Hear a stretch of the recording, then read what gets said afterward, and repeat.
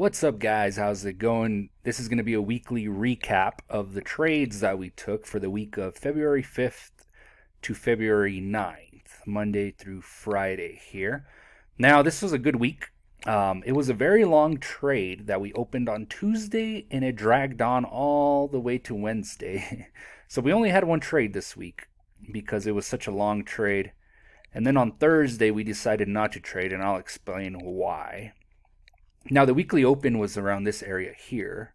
We charted it here. And Monday we don't trade because Monday is the consolidation period. We're trying to see where the market is going to bounce off of. Monday we just look, we just wait and analyze. But anyway, on Monday I saw that it was coming down to this daily buy side. So here on the left hand side I have the daily chart. On the right hand side I have the 30-minute chart for the entries. On the daily chart is where we see our institutional support and resistances. That's where the big banks, right? We're trading with smart money concepts, which means we are basically copying what the big banks do. So if we zoom out here on the daily chart, we're basically bouncing off, this is the daily chart, off daily support and resistances. That's what the big banks do. All right. Very simple. That's what they do. All right. So we saw that at the end of Monday, it was flirting around down here on this daily. We call it a daily buy side, the support right here on daily. And every traditional retail trader, guess what they did down here? Take a wild guess. They went for a sell breakout for the bottom, which then the big banks took those sells, took that liquidity, right? And they basically then took the opposite side of the retail traders and went this way. We were expecting that. That's why we drew this arrow here. We're expecting the big banks to do this, okay? Now on Thursday, we got in on a breakout trade. Here's Tuesday right here. I put a pending order for a breakout going towards the top here. See the arrow here? We're expecting to go to that way, so we got in on a breakout. Now this had me a little worried because not all the time. If I had to guess, it's around 70 to 80% that you're going to guess right that these are the institutional support and resistances. 70 to 80% is a really good, I will always take this trade. 70 to 80% win rate. Heck yeah, I will always take this trade. All right. But anyway, I thought it was going to be one of those days where it didn't work, right? Because check this out. Our stop loss is down here.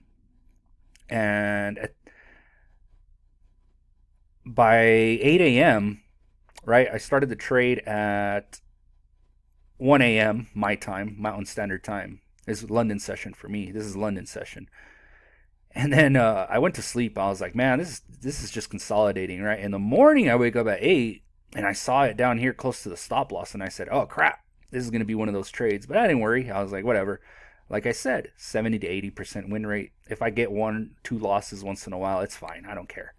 So I held on to it. It started consolidating throughout the whole day of Tuesday, man. The whole day consolidating. Look at this range right here, just consolidation. And I was like, what is going on here? By London session Wednesday, I decided not to do another trade. I could have. Matter of fact, if I would have put another pending order towards the breakout up here, we probably could have gotten 2 profitable trades. But I said, you know what? We're just going to hold on to the same trade. You know, the market's acting a little weird in February. So I said, we'll just hold on to it. So we held on to it. By London session, we got TP1. Boom. TP1 hit. We took a third. We closed out a partial trade, a third of it. We closed it. And then by 6 a.m., that it hit TP2. However, I took at 5 a.m. I was waiting to hit TP2 so I can go to bed, right? At 5 a.m. I said, you know what? I'm going to close a third here before I go to bed because this is taking too long, right? So I closed the third up here. So my TP2 actually, I took it right here in the 187.137 range. That's where I took my TP2 because I knew I was going to be asleep by the time I hit the actual TP2 range. You know, I got a little carried away there. If I would have stayed up just 30 minutes longer, I would have been able to get out in a better right at the TP2 range, but I was tired. I wanted to just go to bed already. All right, wake up in the morning. around 8, and I realized TP1, TP2 got hit. I moved my stop loss to break even. So when I woke up in the morning, it dropped down to break even. So we took TP1, a little bit of not TP2 fully, but we took it around here. So I think if I had to guess, we got a maximum of, we took home around 31 pips, I would say, around 31 pips, around there, 31 pips.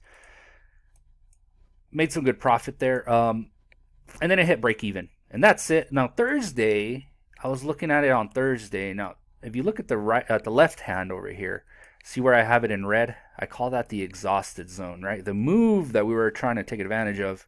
At this point up here on Thursday, it seems already exhausted, guys. So I was like, I told myself, no, you know what? I'm not going to risk it.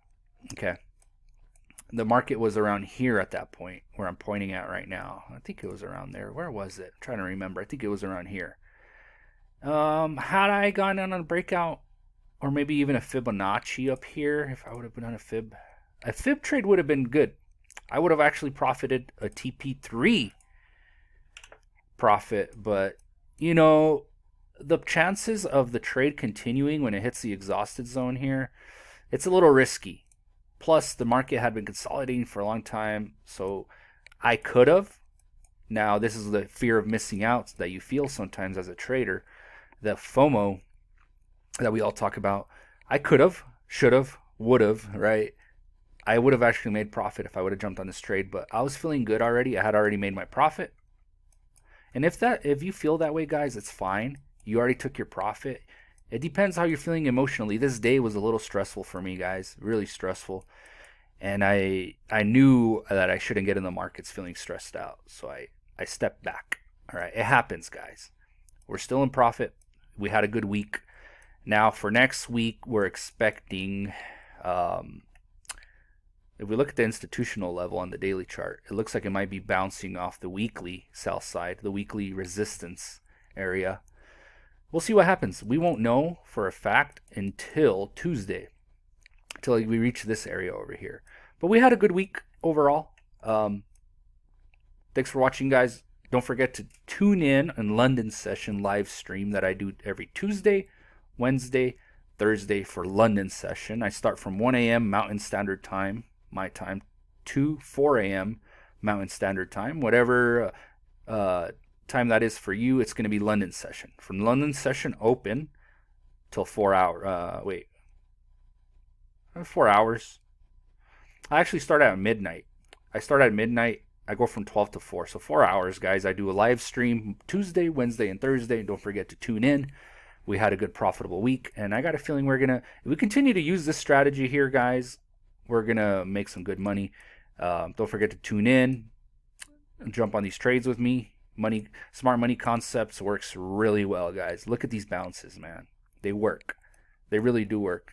If we go back in time, look at these bounces. This is a weekly support, or we call it a buy side, weekly buy side. Look, you can't go wrong with it. Smart money concepts, guys. You can't go wrong. That's why I decided to go with smart money concepts now, because it works really well. It works really well. Thanks for watching, guys. Don't forget to subscribe, and I'll see you soon in the next live stream or the next recap video. Thanks, guys. Bye.